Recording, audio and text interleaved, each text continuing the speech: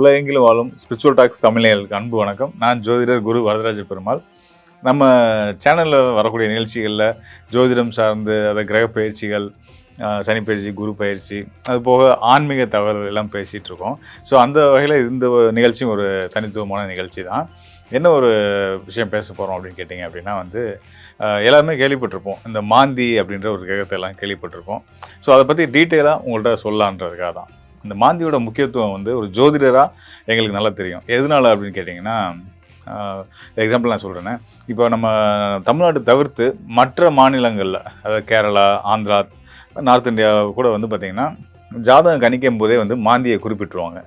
ஜாதகத்தில் மாந்தி இந்த இடத்துல இந்த ராசி கட்டத்தில் நிற்குது அப்படின்றத குறிப்பிட்டுருவாங்க. ஆனால் தமிழ்நாட்டில் மட்டும் நம்ம அதை மென்ஷன் பண்ணுறதில்ல. அது தேவைப்படும் பட்சத்தில் தான் நம்ம கணக்கு பண்ணுவோம். ஏன்னு கேட்டிங்கன்னா, அது ஒரு அசுப கிரகம். அதாவது அசுப கிரகங்கள் நிறைய உண்டு. சனி, ராகு, செவ்வாய், சூரியன் எல்லாமே அசுப கிரகங்கள் தான். அதெல்லாம் நம்ம மென்ஷன் பண்ணிடுறோம். பஞ்சபூத கிரகங்களாக அதை நம்ம எடுத்துகிட்டு அதை நம்ம மென்ஷன் பண்ணுறோம். அது மாந்தி கணக்கீடு மட்டும் தனி ஒரு கணக்கீடு. அதை நம்ம ஏன் மென்ஷன் பண்ணாமல் விடுறோம் அப்படின்னு கேட்டிங்கன்னா, அந்த அளவுக்கு அது அசுபத்துவமான கிரகம். அதில் பார்வையிலே நம்ம படக்கூடாது, நம்மளும் படக்கூடாது, அதோட பார்வையில் நம்மளும் படக்கூடாதுன்ற அளவுக்கு நம்ம தமிழ்நாட்டில் அதை மென்ஷன் பண்ணுறது கிடையாது. தேவைப்படும் பட்சத்தில் மட்டும்தான் நம்ம அதை கணக்கிட்டு அது எந்த ராசிக்கு எங்கே நிற்குது, லக்னத்துக்கு எங்கே நிற்குது அப்படின்றது, ஜாதகத்தில் எங்கே இருக்குன்றதை பார்த்து அதுக்கான பலன்களும் தீர்வுகளும் நம்ம போவோம். எதுக்கு தேவைப்படும் மாந்தி எதுக்காக தேவைப்படும் அப்படின்னா, ஒரு ஜாதகருக்கு செய்வினை கோளாறு, அதாவது ஏவல், பில்லி, சூனியம், இது மாதிரியான மாந்திரீகம் சம்மந்தப்பட்ட விஷயங்கள்னால ஒருத்தரை பாதிக்கப்பட்டிருக்காரா அப்படின்றத ஊர்ஜிதப்படுத்துறதுக்கு, அவரோட ஊழ்வினை கர்ம வினைகள் காரணமாக ஒருத்தர் செய்வினை தோஷத்தால் பாதிக்கப்படக்கூடிய அமைப்பு இருக்கா அப்படின்றதெல்லாம் நம்ம தெரிஞ்சுக்கணும். அப்படின்னா கண்டிப்பான முறையில் மாந்தியை நம்ம எங்கே இருக்குதுன்னு தெரியணும். அதை வச்சு தான் நம்ம ஒரு ஜாதகர் மாந்தி, அதாவது செய்வினை கோளாறால் பாதிக்கப்பட்டிருக்காரு, படலை அப்படின்ற ஒரு முடிவுக்கே வர முடியும். ஸோ அந்த அளவுக்கு நமக்கு அப்பாற்பட்ட விஷயங்கள், அமானுஷமான விஷயங்கள், இந்த மாந்திரிகம், இந்த செய்வினை கோளாறுகள், ஏவல், பில்லி, சூனியம், இது மாதிரியான விஷயங்கள் எல்லாம் ஒரு ஜாதகர் ஆட்படுறதுக்கு ஒரு முக்கியமான காரணமாக இருக்கக்கூடிய ஒரு கிரகம் தான் மாந்தி. ஸோ அந்த அளவுக்கு முக்கியத்துவமான ஒரு மாந்தி ஒவ்வொரு ராசிக்காரர்களுக்கும் எந்தெந்த நிலையில் இருந்தால் என்னென்ன பலன்களை கொடுக்கும் அப்படின்றத பார்க்க போகிறோம். கண்டிப்பாக அது நம்ம பிறக்கிற நாளை பொறுத்து, நேரத்தை பொறுத்து, அது நம்மளுடைய ராசி மண்டலத்தில் ஒரு ராசியில் கண்டிப்பாக இருந்திருக்கும். ஸோ அது அந்த ராசியில் இருந்தால் நமக்கு யோகமாக பாவமா அப்படின்றத பார்க்க போகிறோம். அதை 12 ராசிகளுக்கும், மேஷ ராசி முதல் மீன ராசி வரையான 12 ராசிக்காரர்களுக்கும் ஒவ்வொரு ராசிக்கும் எந்த நிலையில் இருந்தால் என்ன பலன்கள் கொடுக்கும் அப்படின்றத நம்ம கூடுதலாக பார்க்க போகிறோம். மாந்தி ஒரு குறிப்பிட்ட இடங்களில் இருந்தால் யோகத்தையுமே கூட செய்யும், அதில் சந்தேகம் இல்லை. சில இடங்களில் இருந்தால் மட்டும்தான் கடுமையான பாதகங்களை செய்யும், பாவத்தை செய்யும். சில கிரக சேர்க்கைகள், அதாவது ருணரோக சத்துருஸ்தானம் சொல்லக்கூடிய 6ஆம் இடம், அப்புறம் பாதகாதிபதியான கிரகம், இதோடலாம் தொடர்பு மாந்திக்கு வரும்போது நிச்சயமான முறையில் அந்த ஜாதகர்களுக்கு பாதிப்புகள் ஏற்படும். அதற்கான நிவர்த்தி முறைகளும் இருக்குது. நம்ம அதை பற்றி நம்ம தெளிவாக பார்ப்போம். தொடர்ந்து காணொலியை பாருங்கள். 12 ராசிக்காரர்களுக்குமான மாந்தி நின்ற பலன்கள் நம்ம பார்க்க போகிறோம். நிச்சயம் உங்களுக்கு பயனுள்ளதாக இருக்கும்.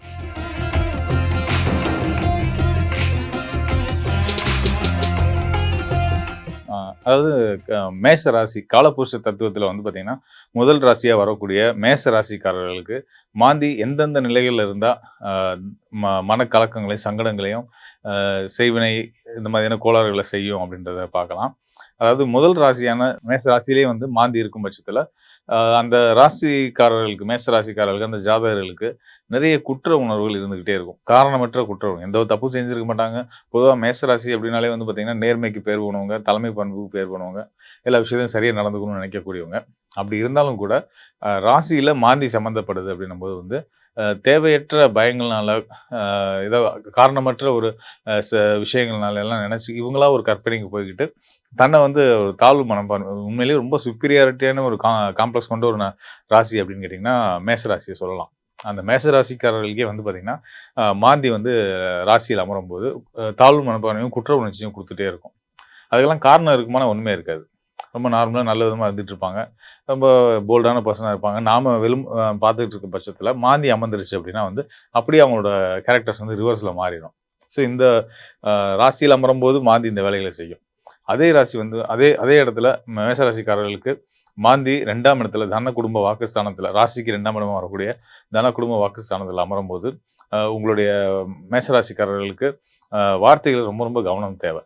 நீங்கள் பேசக்கூடிய ஒவ்வொரு சொல்லும் வந்து உங்களுக்கு எதிராகவே திரும்புறதுக்கான வாய்ப்புகள் நிறைய உண்டு. அந்த வீடு வந்து ரிஷப ராசியாகவும் வரதுனால, மேஷராசிக்கு 2ஆம் வீடா ரிஷப ராசி வரதுனால, ரிஷப ராசியில அமரக்கூடிய மாந்தி வந்து பார்த்தீங்கன்னா, உங்களுடைய சொல்லுக்கு ஒரு வாக்கு பலிதத்தை குடுக்கும். நீங்க சொல்ற நல்ல சொல் பலிக்குதோ இல்லையோ, கெட்ட சொல் கண்டிப்பான முறையில பலிச்சிரும். அதனால வந்து அசுப வார்த்தைகள பயன்படுத்தக்கூடாது அப்படின்றத நான் வந்து தெளிவா சொல்ல விரும்புறேன். அதுக்கு அடுத்ததா வந்து பார்த்தீங்கன்னா, ராசிக்கு 3ஆம் வீட்ல இருக்கக்கூடிய மாந்தி யோக பலன தான் செய்யும். எப்படி அசுபகிரகங்களான ராகு, செவ்வாய், சனி எல்லாரும் வந்து 3ஆம் இடம், 6ஆம் இடம், 11ஆம் இடத்துல நல்ல பலன் செய்வாங்களோ, அதேபோல மாந்தியும் 3ஆம் இடத்துல இருக்கும்போது நல்ல யோக பலன்கள்லாம் செய்யும். உங்களுடைய முயற்சிகள் அனைத்துக்கும் வெற்றிக்கு உதவியா இருந்து உங்கள வாழ்க்கையில மேலும் மேலும் உயர்த்தும்னு தான் சொல்லலாம். 4ஆம் இடம் வந்து பார்த்தீங்கன்னா, மாந்திக்கு ஒரு ஆகாத இடம். அதாவது மேஷ ராசிக்கு 4ஆம் இடமா கடகராசி வரும். கடகராசி சந்திரனுடைய ராசி.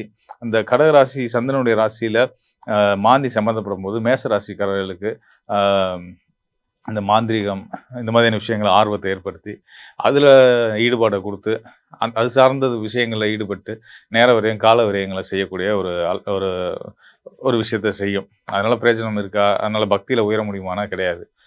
மாந்திரீகம் இந்த மாதிரியான அ பிளாக் மேஜிக் சம்மந்தப்பட்ட விஷயங்களுக்குள்ள போம்போது வந்து பார்த்தீங்க அப்படின்னா, அது முழுமையான பலன குடுக்காது. ஒரு ஆர்வமான ஒரு இன்ட்ரஸ்டிங்கான ஒரு சப்ஜெக்ட்டா இருக்கலாமே தவிர்த்து, அதனால உங்களுக்கும் பிரயோஜனம் இருக்காது, அடுத்தவங்களுக்கும் பிரயோஜனம் இருக்காது. இந்த மாரி உங்களுடைய நேரத்த விரயம் பண்ணி, உங்க காலத்த விரயம் பண்ணிட்டு இருக்கும். அதுபோக 4ஆம் இடம்ன்றது சுகஸ்தானமா வர்றதுனால, உங்களுடைய ஆயுள், ஆரோக்கியம் இது சம்மந்தமான தொந்தரவுகள், வீசிங் மூச்சு திணறல் சம்மந்தமான பிரச்சனைகள், இதெல்லாம் கூட குடுக்கறதுக்கான வாய்ப்புகள் உண்டு. 4ஆம் இடத்துல இருக்கும் பட்சத்துல. குறிப்பா அது எங்க இருந்தா இந்த கடுமையான தோஷத்த செய்யும் அப்படின்னு பார்த்தீங்க அப்படின்னா வந்து 6ஆம் இடம், 8ஆம் இடம், 12ஆம் இடம். இந்த 3 இடத்துக்கு அதிபதி. மேஷ ராசிக்கு 6ஆம் இடமா வரக்கூடியது கன்னி ராசி. அந்த இடத்து அதிபதி புதன். 8ஆம் ராசியா வரக்கூடியது வந்து பார்த்தீங்கன்னா, விருச்சிக ராசி. அந்த ராசி அதிபதி வந்து செவ்வாய். 12ஆம் இடமா வரக்கூடியது வந்து மீன ராசி. அந்த ராசிக்கு அதிபதி குரு. அ இந்த 3 ராசிகளுடைய இந்த ராசியும், ராசிக்கு அதிபதிகளுடையும் மாந்தி சம்மந்தப்பட்டா, அது நிச்சயமான வந்து செய்வினை கோளாறுக்கு நீங்க ஆளாகிறதுக்கான வாய்ப்புகள் உண்டு அப்படின்றதுக்கான முதல் அடையாளமா நம்ம தெரிஞ்சுக்கலாம். 6ஆம் இடத்து அதிபதியோடையும் சேர்ந்து கூடுதலா வந்து உங்க ராசிக்கு பகை கிரகங்களோட, அசுப கிரகங்களோட மாந்தி சம்மந்தப்பட்டுருச்சு அப்படின்னா வந்து, நீங்க ரொம்ப கவனமாவும், எல்லா விதத்திலயும் எச்சரிக்கையாவும் நடந்துக்கணும். எதிரிகள சம்பாதிக்காத அளவுக்கு பார்த்துக்கிறணும்.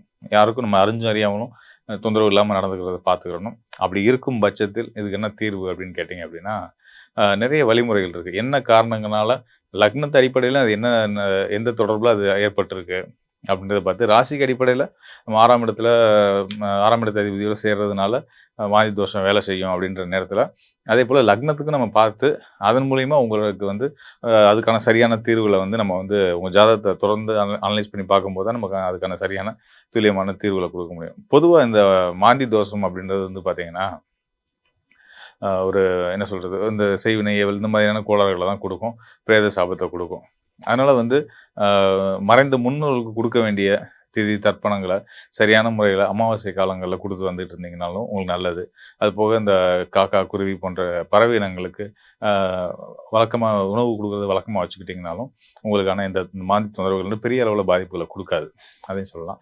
அதுபோக இந்த ஊனமுற்றவர்கள், அப்புறம் அந்த சுகாதார பணியாளர்கள், வழக்கறிஞர்கள், நீதிபதிகள் இந்த மாதிரியான துறையில இருக்கவங்களுக்கெல்லாம் சனியுடைய ஆதிபத்தியம் பெற்ற இந்த துறைகள்ல இருக்கவங்களுக்கெல்லாம் வந்து நீங்க வந்து அவங்களுக்கான தானம் பண்றது, எதுனாலும் சரி. இந்த துறைகள படிச்சு மேல வரணும்னு நினைக்கிறவங்களுக்கு உதவி பண்றது. இந்த மாதிரி விஷயங்கள நீங்க வந்து செய்துட்டு வந்துட்டு இருந்தீங்க அப்படின்னா வந்து, உங்க வாழ்க்கையில வந்து எந்த விதமான பெரிய பிரச்சனையா வரக்கூடியது தலைக்கு வரது தலைப்பாயோட போச்சுன்ற அளவுல சிறுசா முடிஞ்சிரும்ன்றது தான் நம்ம சொல்ல வர விஷயம். இதெல்லாம் தாண்டி ராசி அடிப்புல சொன்னத தாண்டி லக்னம் அடிப்படையிலயும் நம்ம வந்து கணக்கிட்டு பார்க்கும்போது தான் இன்னும் துல்லியமா உங்களுக்கு அந்த பாதிப்பு இருக்கா இல்லையான்றது தெரிய வரும். பலருக்கு வந்து பார்த்தீங்கன்னா, இந்த கண் திருஷ்டிய பத்தி அதிகமா கேட்டுட்டே இருப்பாங்க. இந்த கண் திருஷ்டி வந்து யாருக்கு இருக்கும் அப்படின்னா வந்து, சனி பகை கிரகமா வந்து அது ராசிக்கு 7ஆம் இடத்துலயோ, அ அல்லது வந்து 10ஆம் இடத்துல இருக்கும் பட்சத்துல அவருடைய பார்வை விழுகிறனால கண் திருஷ்டி வரும். அதேபோல கே நம்ம மாந்தியோட தொடர்பும் ராசிக்கு வந்துட்டாலும் கண் திருஷ்டின்றது இருக்கும். இதுக்கான தீர்வுகள், வழிமுறைகள்லாம் வந்து உங்களுடைய சுய ஜாதகங்கள நம்ம அனலைஸ் பண்ணி தெளிவா அதுக்கான தீர்வுகள சொல்ல முடியுன்றத நான் வந்து சொல்லிக்கிறேன். மேலும் நீங்க முக்கியமான விஷயத்த தெரிஞ்சுக்கணும். இவ்வளவு நேரம் நம்ம மாந்திய பத்தி நம்ம பேசிட்டு இருந்தோம். மாந்தி வேற, குளிகன் வேற அப்படின்னு நிறைய பேர் நினைச்சிட்டு இருப்பாங்க. ஆக்சுவலா 2மே ஒண்ணு தான். மாந்தியும், குளிகனும் ஒண்ணே தான். இந்த மாந்தியோட நேரம் அப்படின்றது ஒவ்வொரு நாளும் ஒரு குறிப்பிட்ட நாளிகை வந்து வரும். அந்த நாளிகையை தேர்ந்தெடுத்து அதுலயும் சில விஷயங்கள் நம்ம வந்து செய்றதுனால நல்ல பலன்கள் நம்ம அடைய முடியும். அதாவது சுபகாரியங்கள் அப்படின்னு அசுப காரியங்கள மட்டும் செய்யக்கூடாது. சுபகாரியங்களையும் ஒரு பர்ட்டிகுலரான விஷயங்கள் மட்டும் தான் செய்யணும் அப்படின்ற சில கணக்குகள்லாம் இருக்கு. என்ன விஷயம் செய்யணும், செய்யக்கூடாது அப்படின்றத பொறுத்து நமக்கான அந்த அந்த மாந்தியோட மாந்தியையும் நம்ம வந்து சாதகமா பயன்படுத்திக்க முடியும். முள்ள முள்ளால எடுக்கணும் அப்படின்ற மாரி, கிரகங்களால வரக்கூடிய கோளாறுகள கிரகங்கள வச்சு தான் நம்ம சரி பண்ணிக்க முடியும். இப்போ உதாரணத்துக்கு சொல்லணும் அப்படின்னா, சூரியனால வர பிரச்சனைய குருவால சரி பண்ணலாம். குருவால வர பிரச்சனைய சுக்கிரனால சரி பண்ணலாம். செவ்வாயால சரி பண்ணலாம். இப்படி பல விஷயங்கள் இருக்கு. செவ்வாயால வரக்கூடிய பிரச்சனைகள வந்து பார்த்தீங்கன்னா, குருவால சரி பண்ண முடியும். ஸோ இந்த மாதிரி வந்து முள்ள முள்ளா எடுக்கிற மாதிரி கிரகங்களோட குடுக்கக்கூடிய தோஷங்களையும், சங்கடங்களையும் நம்ம வந்து கிரகங்கள வச்சே தான் நம்ம சரி பண்ணிக்கவும் முடியும். அந்த வகையில ஒவ்வொரு கிரகத்துக்கும் நன்மை தன்மைகளும் உண்டு, பாதகத்தன்மைகளும் உண்டு. எப்படி நம்ம பயன்படுத்துறோன்றத பொறுத்து தான் நம்மளோட வெற்றி இருக்கு. இது வந்து ஒரு சராசரி மனிதர்களா, ஜோதிடத்துக்கு சம்மந்தம் இல்லாத ஒரு சராசரி மக்களா இத நீங்க உணர்ந்து தெரிஞ்சுக்க முடியாது.